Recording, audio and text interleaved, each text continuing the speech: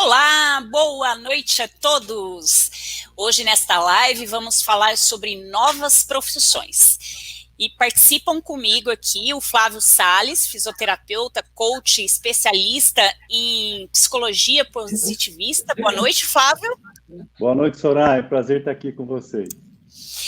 Tereza Ribeiro, especialista em RH. Boa noite, Tereza.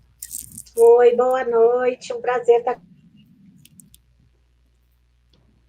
Deu uma falhadinha, mas tudo bem, Tereza. E o professor Ademar Reis, da FATEC. Boa noite, professor Ademar. Oi, Soraya, boa noite a todos os colegas. É um prazer muito grande estar com vocês aqui para falar de um assunto tão legal como esse aí. Muito legal e muito entusiasmante. Na realidade, a gente estava falando aqui, antes de começar, Tereza, você está nos ouvindo? Acho que ela está reconectada. Reconectou. Aí. Boa noite. Tudo ok aí? Boa noite, tudo, obrigada. Bem-vinda. E nós estávamos falando que, na realidade, a gama de novas profissões, assim, nós vamos fazer aqui, vamos conversar, vamos tentar ter insights, vamos ter perspectivas sobre o mercado, porque, na realidade, ninguém sabe, né? A médio prazo, quais serão as novas profissões, né? Quais ficarão ou como ficarão, né? Que nome vamos dar para essas novas profissões? Isso é o que cogita-se no mercado de trabalho, mas a gente sabe hoje que existe uma demanda muito grande na área de profissionais de tecnologia. Então, por conta disso, eu gostaria até de começar com o professor Ademar, que poderia nos falar a respeito da FATEC, né? Já que existe tanta essa demanda, Ademar, que tipos de profissionais a FATEC forma e como esses profissionais podem ser empregados no mercado de trabalho? Soraya, eu acho o seguinte, a tecnologia, a velocidade com que ela é desenvolvida hoje, na verdade, ela coloca a gente numa situação, eu digo a gente das instituições de ensino superior, né? Coloca a gente numa situação bastante desafiadora, porque, por exemplo, existem faculdades aí em todas as partes do mundo que os professores estão trabalhando em currículos de cursos que não existem ainda, de profissões que não existem. Eles estão desenvolvendo quadros curriculares, ementas, disciplinas de profissões que ainda não existem, para você ter uma ideia, porque já sabem que num espaço não muito longo de tempo, vai demandar um certo profissional com um certo perfil, né?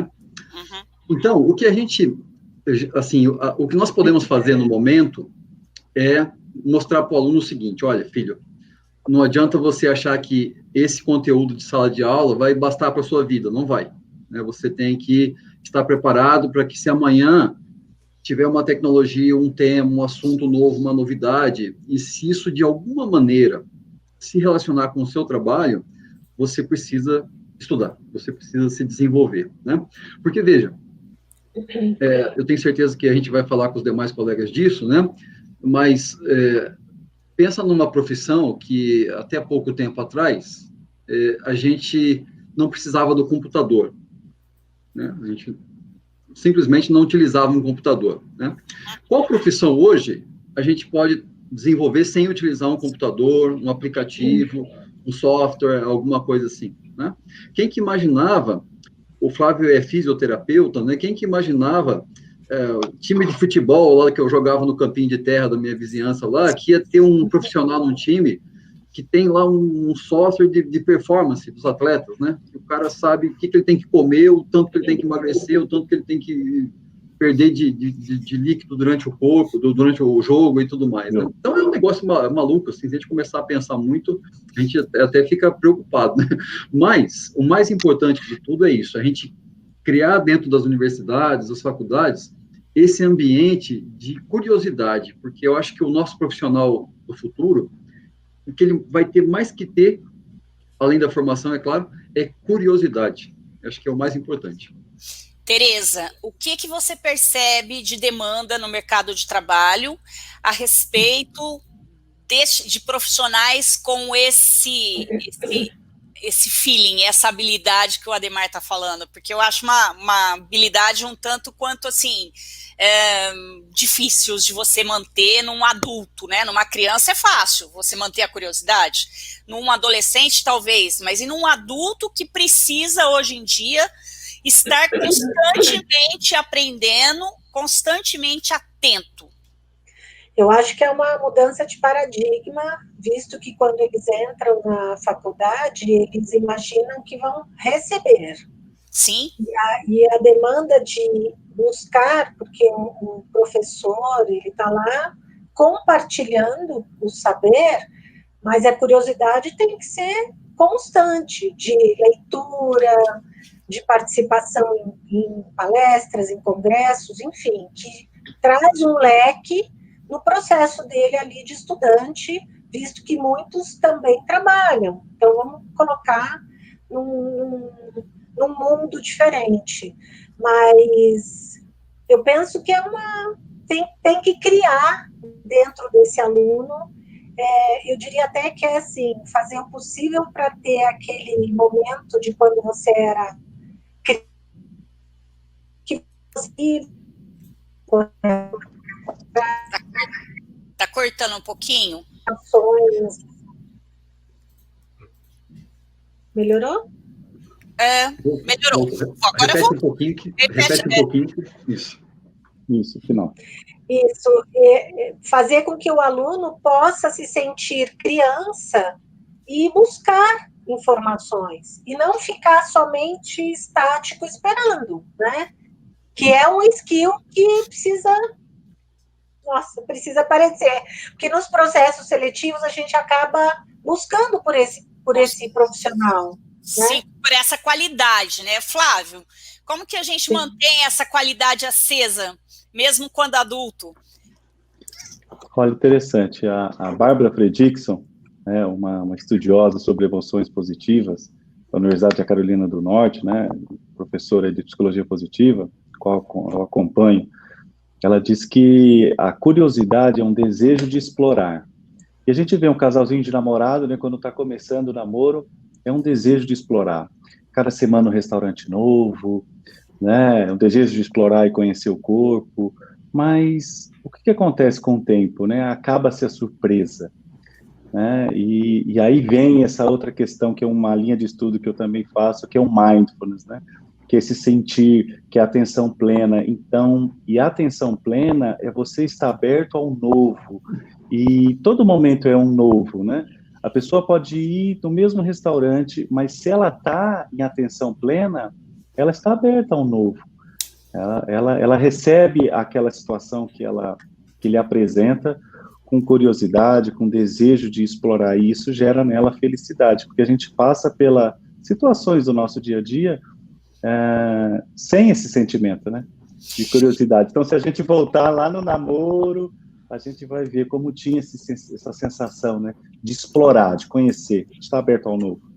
E aí a gente vai para um ponto muito legal, né, que tem a ver com você, Flávio, que tem a ver com essa pauta, quando eu sugeri esse assunto para vocês, né, que na tecnologia, na realidade, na área da tecnologia, de informática, a gente observa muito, né, é uma característica dos profissionais da área quererem trabalhar com uma coisa que faz propósito, que tenha sentido, que as pessoas sintam que elas estão bem naquele lugar, né?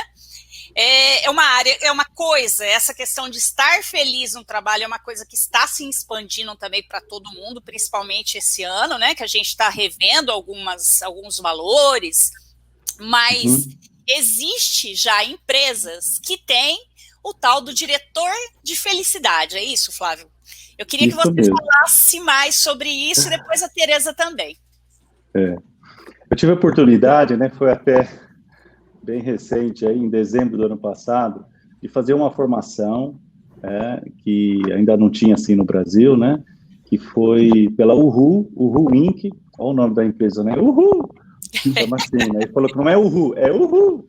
É uma empresa que é em Copenhague, na Dinamarca. Então, já tem 17 anos que eles fazem esse curso, essa formação, né, para o mundo inteiro. Na formação tinha 20 pessoas de vários países. Então, foi recente, foi em dezembro, e agora, com toda essa questão da pandemia, está em alta aí o diretor de felicidade. Então, olha só, Soraya, eu vou te lançar uma coisa interessante. Não faça a pergunta para o funcionário, o que eu posso fazer para te deixar feliz? Não faça essa pergunta. Por quê? Porque o que a pessoa vai falar? Ela vai falar coisas que vai deixar ela satisfeita no trabalho e não feliz. Satisfeito é aquilo assim dos benefícios. Um aumento de salário, um day off, né, no aniversário, fruta, academia. Então, assim, benefícios. Aumentar e melhorar os benefícios. Isso, o que é? A satisfação no trabalho é aquilo que eu penso sobre o meu trabalho e aquilo que eu comparo com o do outro. Quando uma pessoa conversa com outro, né, colaborador, ela pergunta assim, mas quanto que é teu ticket? Quanto que é a alimentação? Mas tem vale transporte? Né? Elas conversam sobre aquilo que deixa ela satisfeita, a comparação, é aquilo que a gente pensa. O que a gente estuda sobre a felicidade no trabalho é que isso precisa ser justo. Se isso não for justo, isso vai impactar em ser infeliz no trabalho. Mas se isso já for justo, mais disso deixa a sua felicidade neutra, não melhora a sua felicidade. Então, o que melhora? O que é a felicidade, diferente de satisfação? É aquilo que você pensa sobre o seu trabalho. Então, satisfação é aquilo que você aquilo que você sente, aquilo que você sente sobre o seu trabalho. A satisfação é aquilo que você pensa, você compara com as outras pessoas. A felicidade é o que você sente. E aí, o que faz a gente se sentir feliz no trabalho? O resultado das pesquisas científicas, que é um estudo, né? A felicidade é um estudo já há mais de 20 anos, um estudo acadêmico, que é o bem-estar subjetivo. O que faz a pessoa se sentir feliz, né? Que é o que ela sente, vem de duas coisas, 2 pilares. Sempre vai ser assim.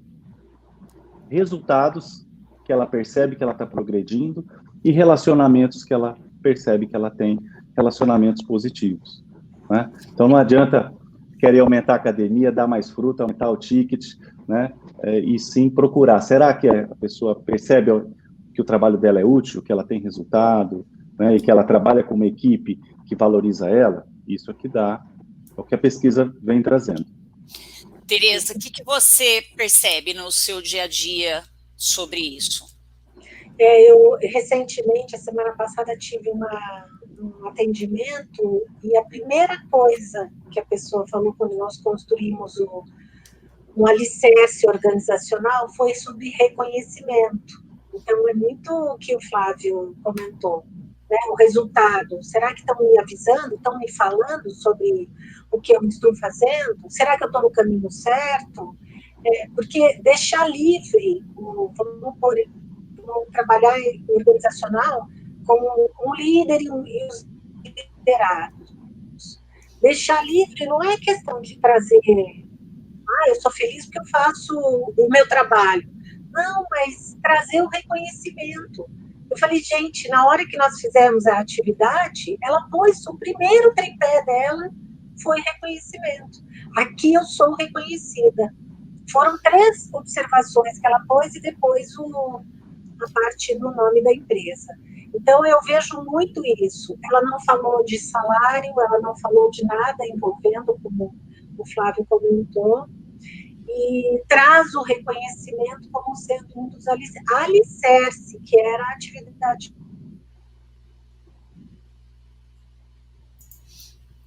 Tereza, deu uma instabilidade lá, daqui a pouco a gente volta com ela. Enquanto isso, vamos falar uma coisa, um dado interessante aqui, professor Ademar. Eu gostaria que você me falasse, a gente estava conversando antes também, sobre a questão dos alunos que se formam na FATEC e o mercado de trabalho que existe e o quanto esse mercado de trabalho pode absorvê-los. Bom, aqui nós temos um acompanhamento de egresso, a Tereza voltou, daqui a pouco ela devolve a palavra para ela, né? Nós temos um acompanhamento de egressos aqui que é muito importante, né? Porque a gente tem, assim, 2 objetivos lá na instituição. O primeiro é saber quantitativamente, né, a taxa de empregabilidade dos nossos cursos. Para avaliar se está valendo a pena, né, oferecer essa formação na nossa região, na nossa cidade. Então, a gente tem índices de empregabilidade acima de 90%. Então, é uma média, assim, extraordinária, né? Extraordinária. Merece o Yahoo lá, merece.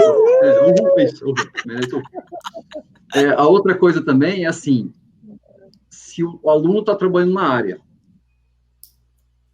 área de formação dele, né? Então, acontece uma coisa muito legal. Os nossos 2 cursos de TI, que é o de Informática para Negócios, que a Tereza mencionou há pouco, e o Análise e Desenvolvimento de Sistemas, quase 100% dos alunos atuam na área, né? Isso é um negócio extraordinário, né?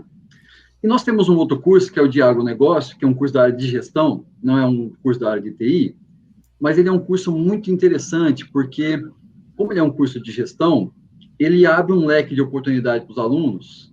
Por exemplo, ele não precisa necessariamente trabalhar numa empresa de uma sucroalcooleira, por exemplo, né?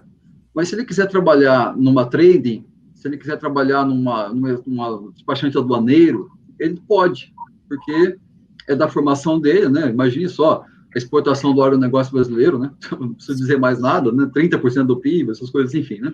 Então, dá alternativas para ele que, de certa maneira, mesmo que num ponto de interseção lá, ele está trabalhando na área dele, né? Então, isso é algo que deixa a gente bastante tranquilo, assim, por conta dessa aderência que o nosso curso tem no mercado de trabalho. Isso é muito bacana, né? Mas, eu ouvindo, se você me permitir, né? Ouvindo o Flávio falando e a Tereza também, enquanto ela não travou, né? O que eu ouvi da Tereza falando, eu estava, assim, eu sou, minha formação é economia, né? Assim, dou aula de economia, formação em administração, mestrado e doutorado na área de economia. Então, eu estava, enquanto os colegas estavam falando assim, eu estava fazendo aqui buscando na memória RAM aqui algumas coisas, né?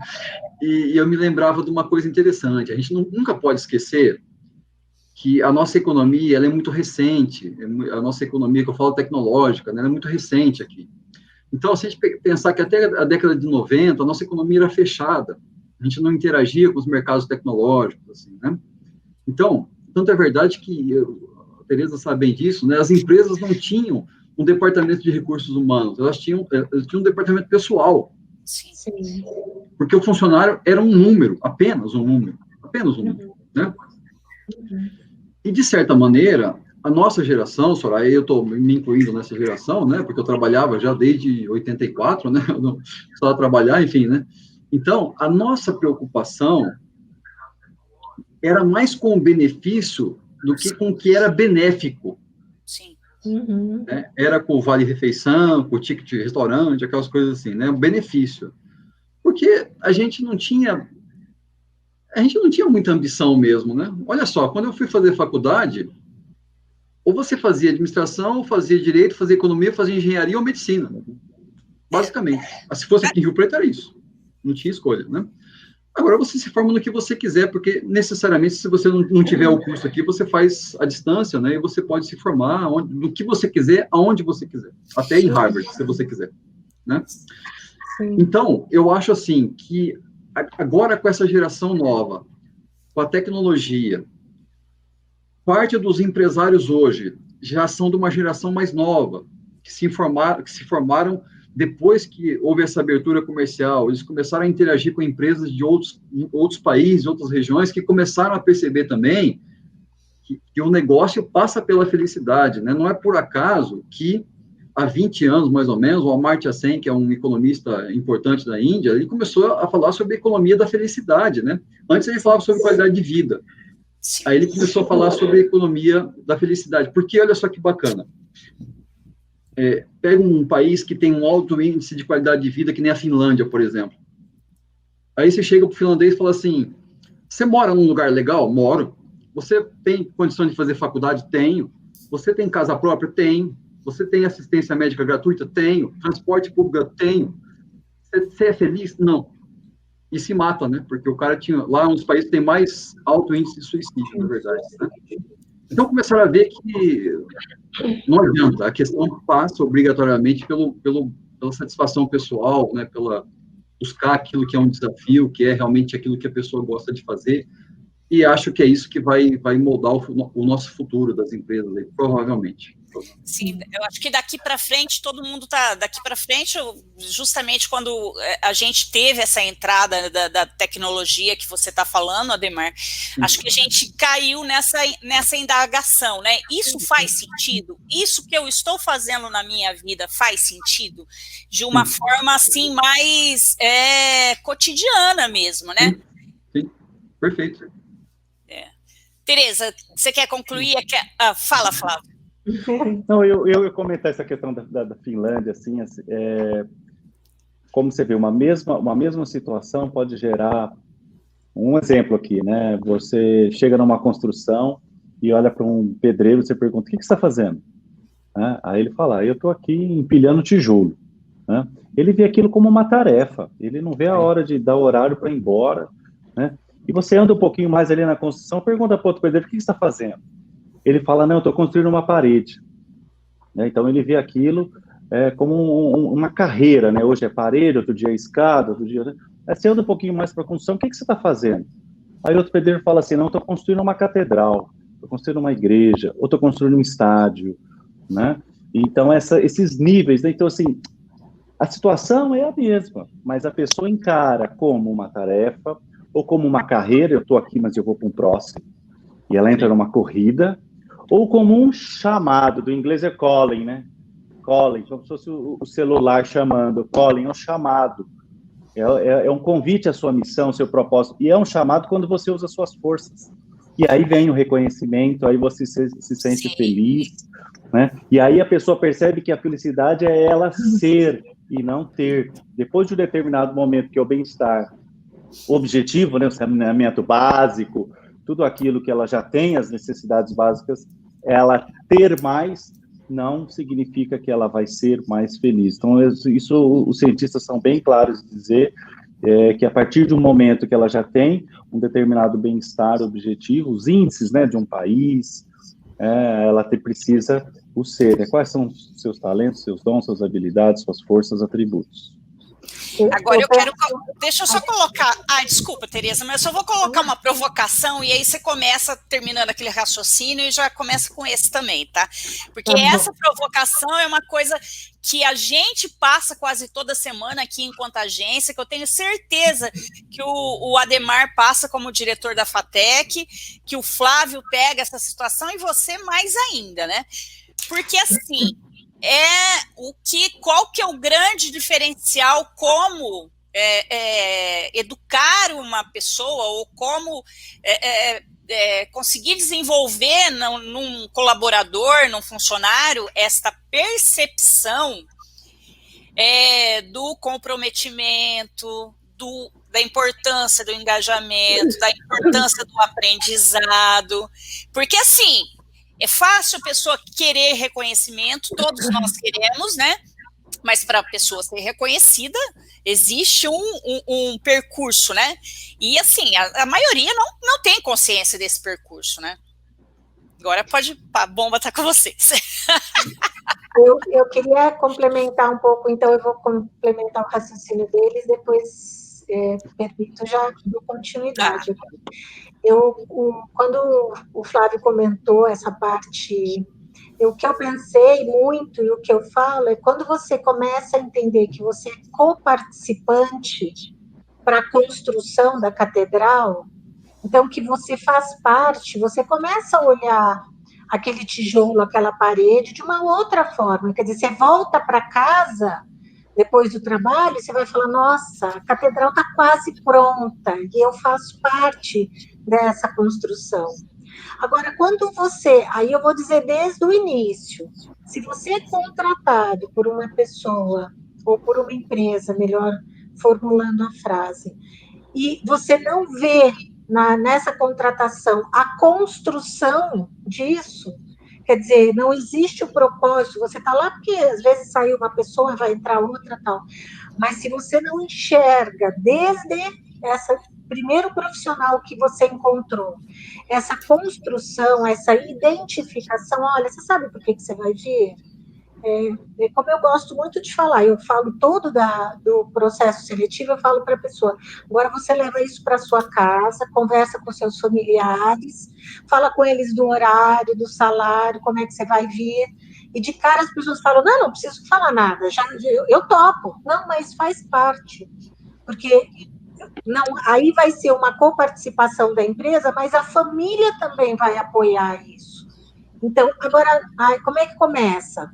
Começa encontrando alguém que tenha, porque eu acho que tem que mudar um pouco o perfil, né, das pessoas. Eu diria, eu não vou falar só do RH, porque eu acho que eu estaria colocando muita carga somente numa área, mas isso é um todo. São os líderes falando nessa mesma linguagem e trocando a linguagem, eu diria, porque tem que trocar uma linguagem, né? Não é mais como era. Flávio. Eu adoro, eu ajudo muito as empresas nessa questão do engajamento, né? O Instituto Gallup, ele tem uma pesquisa mundial que é muito famosa, ele diz que somente 17% da força de trabalho é engajada no trabalho, e é fácil descobrir se seu colaborador é engajado, se você mesmo é engajado ou não. Se você ganhar 10 milhões na Mega Sena, você vai trabalhar no dia seguinte? Normalmente a resposta é, se eu ganhasse 10 milhões na Mega Sena, eu não passo nem na porta daquela empresa. E por descobrir por que isso acontece. Porque justamente ela não usa as suas forças, né? Ela não usa as suas forças. E tem um cientista que eu também acompanho, tive a oportunidade de fazer curso com ele, é o Mihaly Csikszentmihalyi. Ele é um húngaro, né? E ele é o pai da teoria do flow. Flow é um engajamento, significa fluxo, né? Se fosse traduzir. Mas é correnteza, fluxo. E essa teoria do flow, ela é muito usada numa indústria fortíssima no mundo, que é a indústria do videogame. Sim. Porque o que é o flow? O flow é quando a pessoa faz uma atividade e que ela tem uma imersão naquela atividade, onde ela perde a noção do tempo e perde as necessidades fisiológicas. E as empresas estão buscando flow no trabalho, né? E o jogo é muito comum. E tem algumas ferramentas para que isso aconteça. Então, por exemplo, no jogo, a primeira fase é explicativa. Se você precisa abaixar, você precisa pular, você precisa correr, você precisa atirar. A segunda fase não é mais aquela mesmo desafio. Já é um desafio diferente. O pulo tem que ser maior, o abaixar tem que ser mais, entendeu? O bichinho que aparece é diferente. Então, tem vários elementos. E esse é um elemento simples. Ou seja, como que a gente consegue deixar a nossa atividade prazerosa, né? Como um tricô. Por que o tricô a pessoa é capaz de ficar em flow? Porque, primeiro, ela vê o resultado aparecendo a todo instante, ela quer continuar, ela perde a necessidade visual, ela perde a noção do tempo. Um pianista, né, tocando piano, ele entra em flow, né? E são várias questões que são estudadas cientificamente de por que um profissional ele entra em flow, né? E se perde muito dinheiro às empresas, porque elas não dão condições para que os colaboradores entrem em flow. Muito bom isso. Depois talvez a gente faça uma live só sobre isso, Flávio, porque é pano para manga isso. Ademar, eu vi que você fez uma anotação aí para falar sobre isso. Eu fiz. Assim, eu acho, eu vou falar uma coisa assim, com muita sinceridade, né? Que eu trabalhei no recrutamento e seleção há alguns anos, dava aula disso, né? E eu falava uma coisa para meus alunos, assim, e eu acho que eu tinha razão, e tenho até hoje, né? Quando a gente tem um funcionário desmotivado, ou dificuldade de se engajar na empresa, né, no trabalho, assim, parte dessa culpa é da empresa, uma boa parte da culpa. Porque provavelmente ela recrutou mal, ela selecionou mal, quer dizer, ela só pensou em resolver o problema, eu quero uma pessoa para fazer isso e eu posso pagar só isso. É o máximo que a empresa conseguiu chegar em termos de... né? E eu falava com meus alunos, porque como eu dava aula disso, né, eu tinha que ter responsabilidade, né? E eu falava assim, quando a empresa contrata uma pessoa, ela está contratando uma família. Sim. Ela está sendo responsável pela sobrevivência dessa família, pelo futuro da família, das pessoas que fazem parte dessa família, né? Então, a família passa a ser um problema da empresa também. Deveria fazer parte. do problema da empresa. Então, começa por aí. Eu acredito que parte dessa dificuldade que as empresas têm é porque foi feito uma falha de recrutamento e seleção, até de divulgação, né?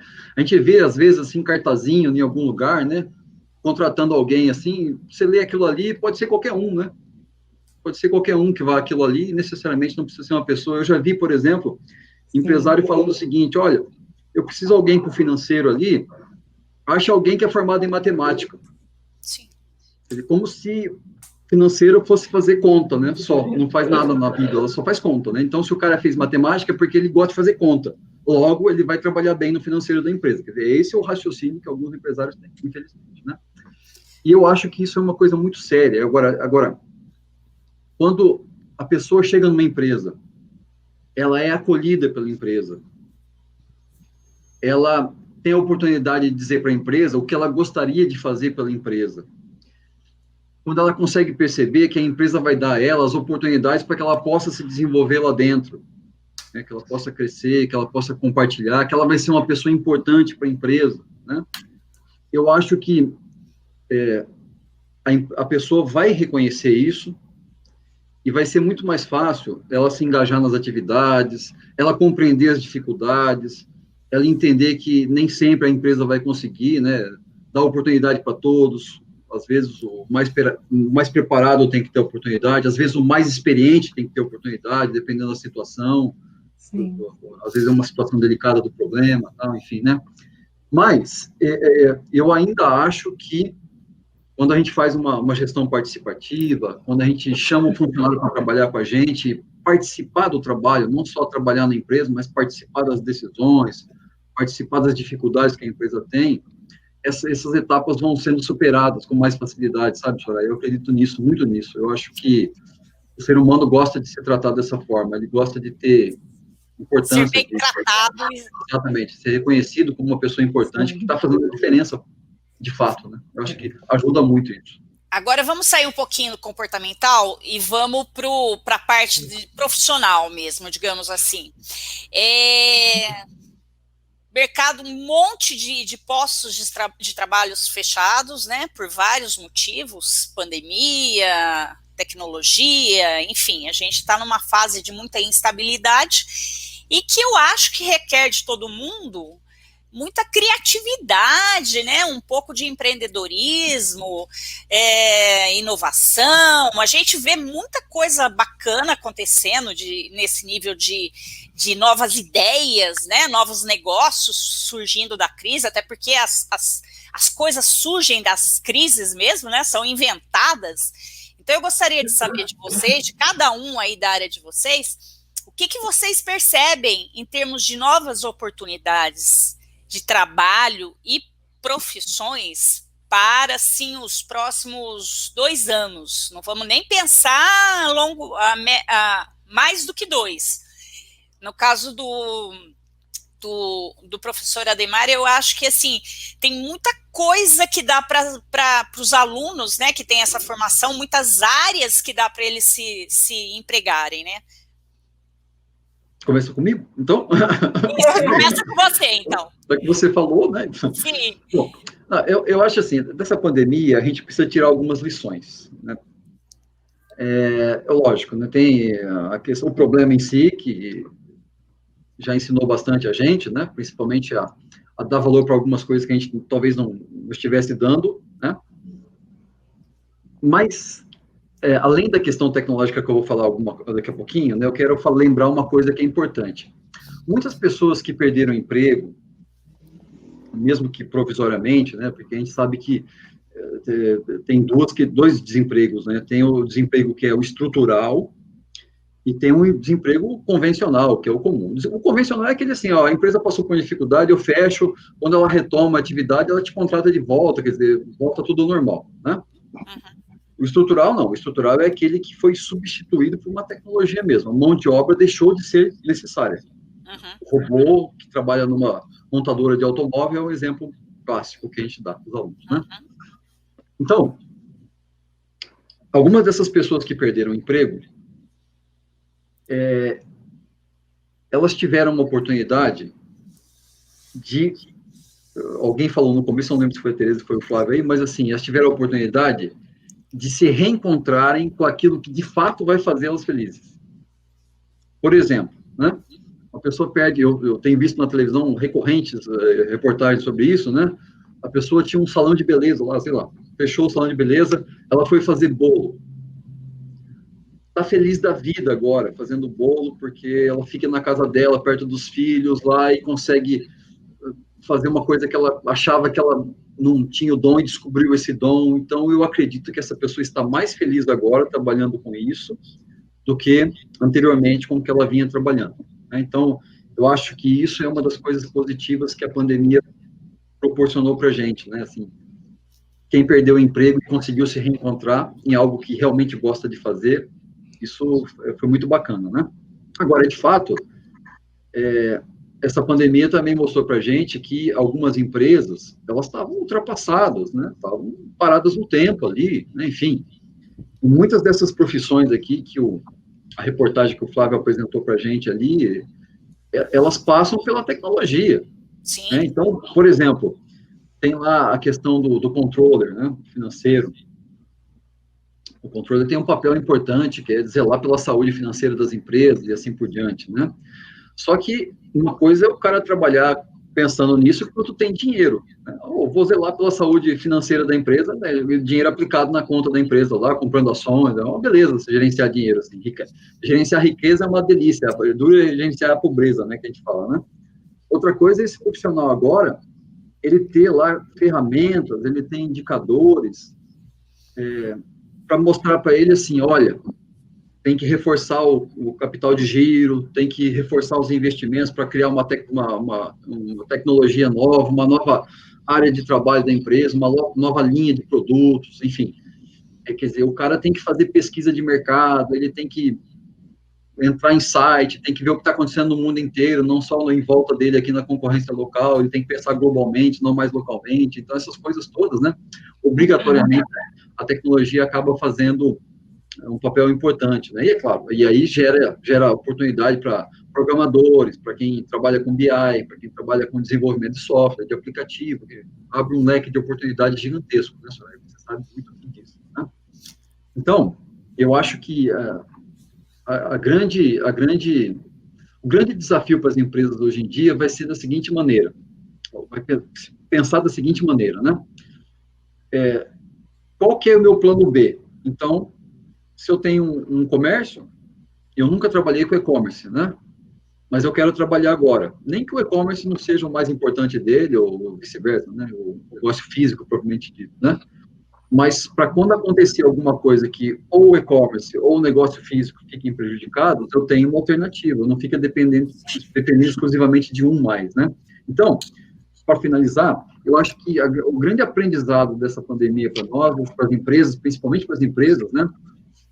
Para as micro e pequenas é difícil, né? Porque eles não têm muito capital, não têm condição de fazer investimento, mas para as médias para cima, é assim, eu não posso acreditar que o negócio que eu tenho é perfeito, eu tenho que sempre ter uma alternativa, né? Então, eu acho que essa é a grande lição que as empresas têm. E aí é bom, porque elas acabam tendo mais critério, rigor nos recrutamentos, nas seleções que eu mencionei agora há pouquinho, ela acaba valorizando a equipe que ela tem, porque ela sabe que se tiver um aperto, ela pode contar com o grupo ali, pode esperar que vai ter alguém lá que vai ter uma ideia boa, vai ter uma contribuição importante, né? Então, é nesse sentido, assim, que eu prefiro enxergar a pandemia, né?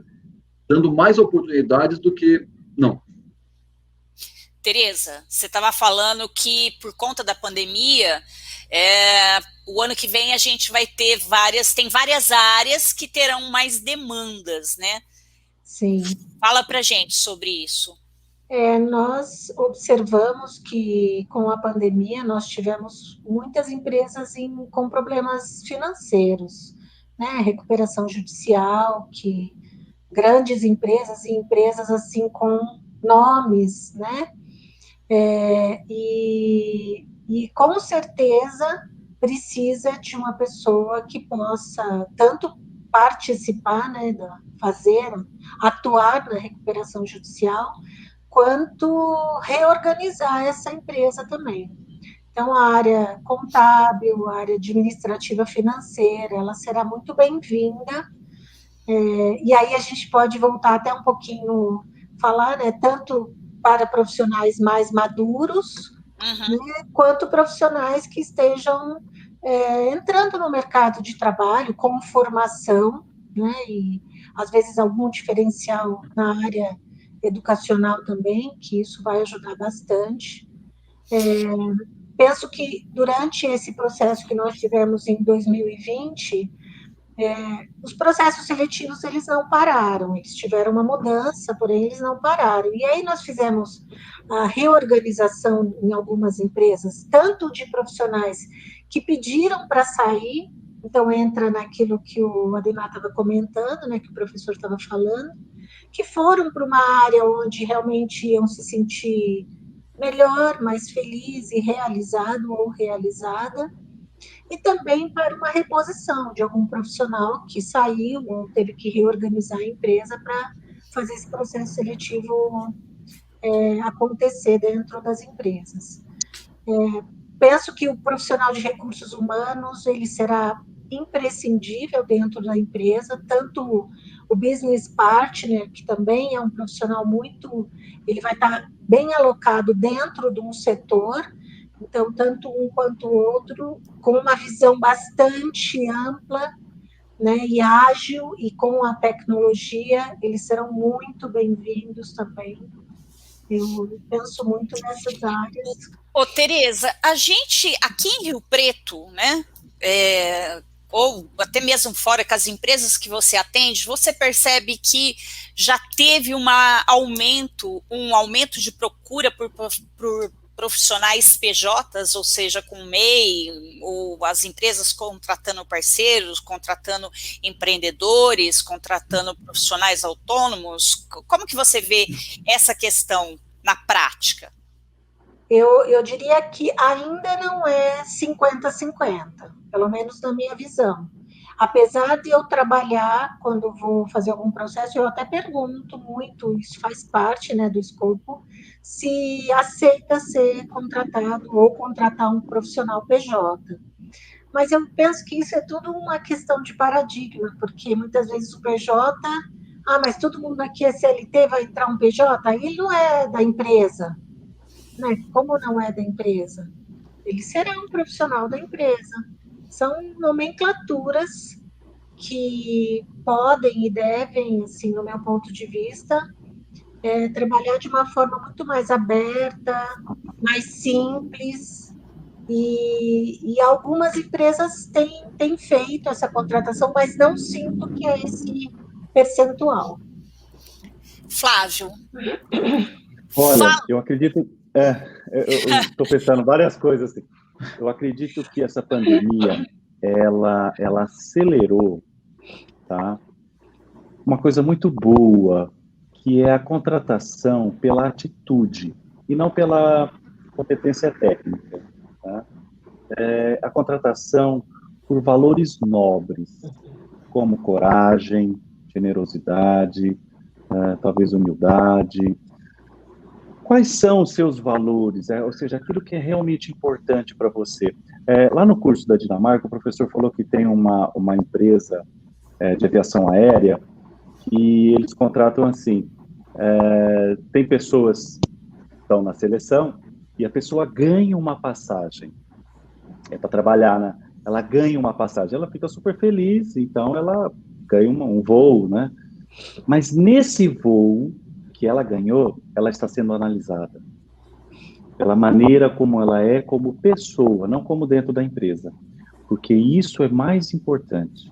E a questão técnica, a empresa dá conta de treinar, mas quais são os valores que aquela pessoa carrega, né, que vem aquilo da família, né, o que é realmente importante para ela? Será que pontualidade é importante para ela? Será que o que é importante? Então, isso faz um convite a um mergulho, a um processo de autoconhecimento, porque a gente percebe que no nosso dia a dia, a gente não é estimulado, a gente não é orientado a falar sobre nossas forças, atributos, dons, talentos. Talvez uma pessoa elogie a gente já de prontidão justifica.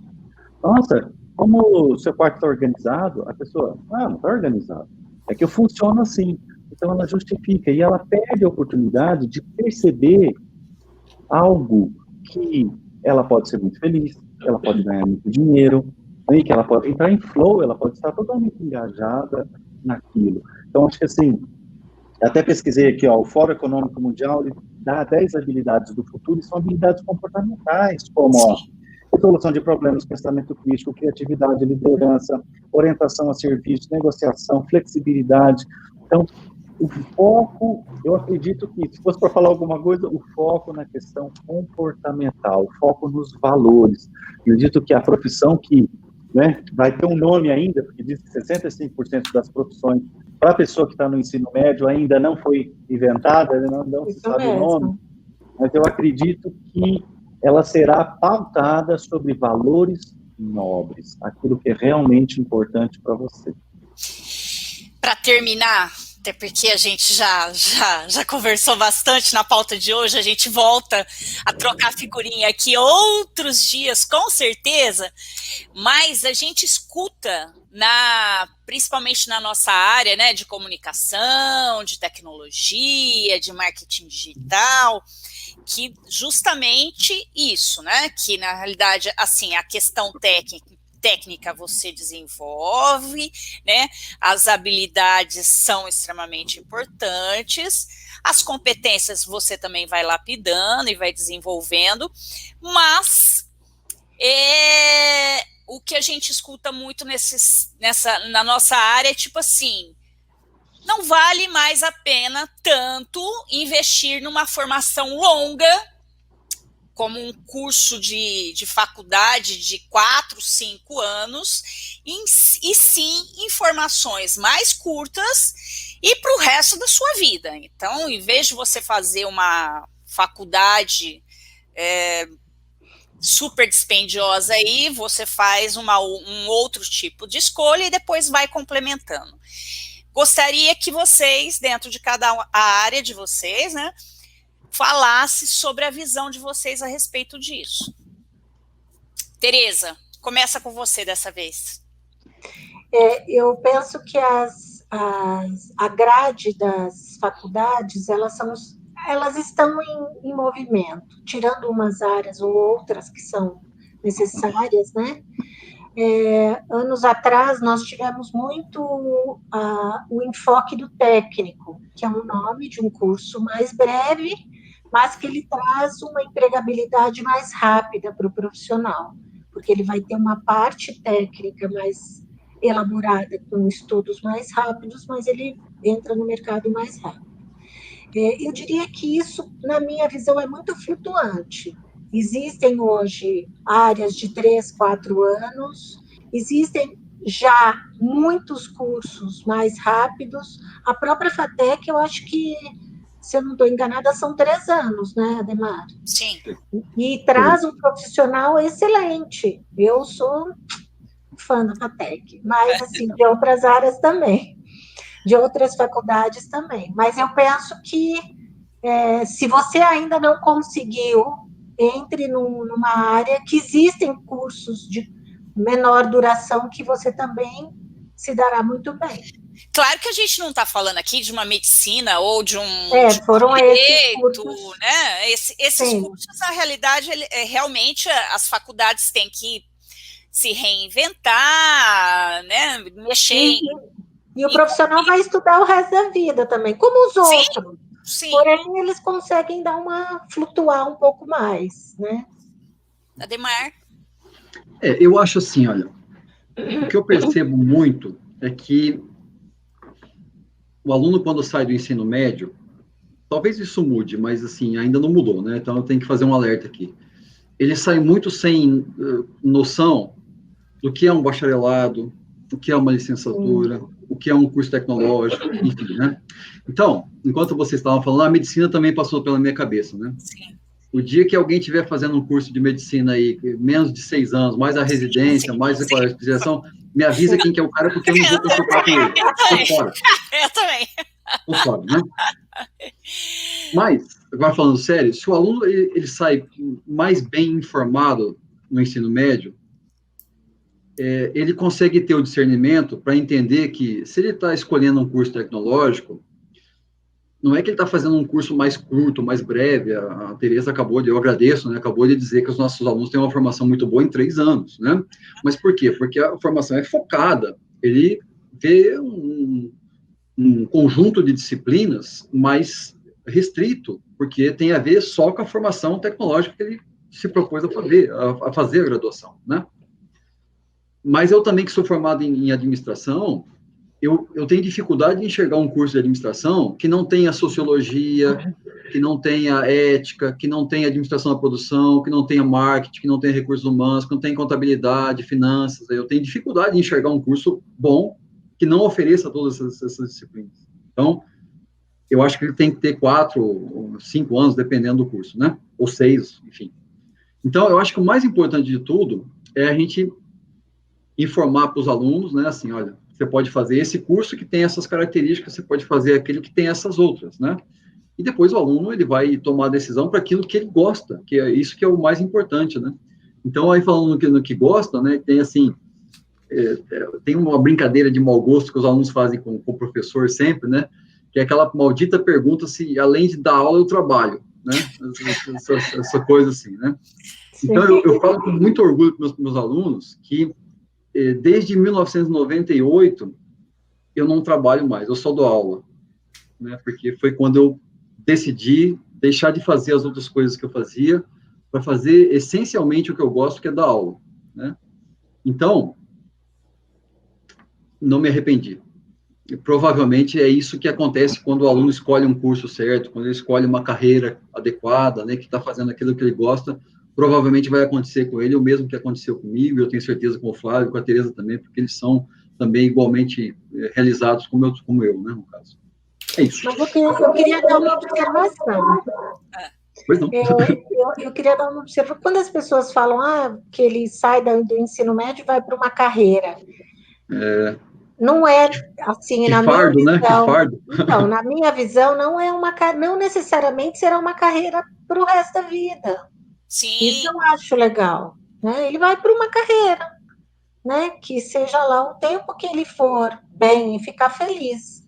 Sim. A hora que ele tiver outra coisa, uma outra oportunidade, que ele for curioso o suficiente para, né, aquele lá, quem sabe outra e outra e outra. Flávio, tenho certeza que você vai falar sobre isso. Eu assisti uma palestra, até duvidei dessa estatística, vou trazer para vocês, não sei a fonte, que 65% do motorista Uber em São Paulo, ele tem uma graduação grau completo, né? Então, e 30% das contratações no IBM são pessoas já sem graduação, né? Então, eu assustei bastante com isso.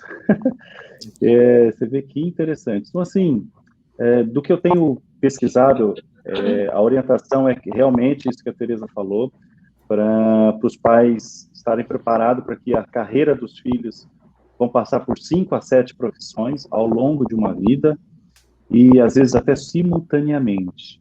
Então, o que eu mais vejo de orientação é a pessoa ter a capacidade de aprender a desaprender para aprender novamente. E essa cultura do erro, sabe? E lá na Dinamarca falou muito que, assim, celebrar o erro. Quanto mais rápido a pessoa percebe o erro, mais rápido ela corrige e vai fazer diferente. Então, assim, na verdade, uma grande empresa, né, que vocês devem ter produto em casa, que é a WD-40, tinha lá o CEO, e ele falou da importância que na empresa dele existe, assim, acertos e momentos de aprendizado. Ou seja, não existe erro. Quando ele colocou essa cultura na empresa, as pessoas reportavam tudo aquilo que acontecia. Porque já que não é erro, é um momento de aprendizado, é um momento da gente juntar. E é um momento da gente comemorar esse aprendizado. Então, às vezes a pessoa faz ou inicia um curso e ela, sabe, eu errei. Não, esse curso e essa faculdade te sustentou aquele tempo, te apresentou para novas pessoas e tudo mais, e ela tem a oportunidade de fazer algo diferente na próxima vez. Né? Então, eu vejo A minha faculdade, eu fiz fisioterapia na UEL há 13 anos, eu trabalho com isso, e faz 5 anos que eu tenho essa formação da psicologia positiva, e continuo estudando, e essa é uma outra questão, é o long life learning, né? Sim. Enquanto a gente estiver vivo, a gente aprender, assim, aquele pensamento antigo, eu vou fazer uma graduação e vou fazer pequenas pausas por um MBA ou por uma pós-graduação, acabou. É um aprendizado contínuo, seja EAD, não é um aprendizado contínuo. Não Sim. tem segurança mais de nada, porque a incerteza está aí, a todo momento. Gente, deixa eu colocar aqui alguns comentários que a gente teve. Ó, Ana Foster, isso, despertar interesse e iniciativa. O Ducati falou que quer ser diretor de felicidade da FATEC. Olha aí, Ademar. Tem todo o perfil, hein? A Érica adorou a escolha da pauta. Legal, Érica. O Twin estava assistindo, não sei se ainda está, Twin. O Yamiumi, é preciso sensibilizar as pessoas sobre o que elas fazem. Por isso eu faço isso, porque eu decidi estar aquilo, que foi um pouco do que a gente falou. A Mariana Reis falando, adorando o debate. Uau! Gratidão à participação de todos. Gratidão a todos, Soraya, colegas, Tereza, Ademar. Adorei o bate-papo. Vamos fazer mais. Faremos outros, com certeza. Até mais. Boa noite a todos. Fiquem bem. Boa noite, pessoal. Boa noite. Obrigada, muito obrigada. Gratidão.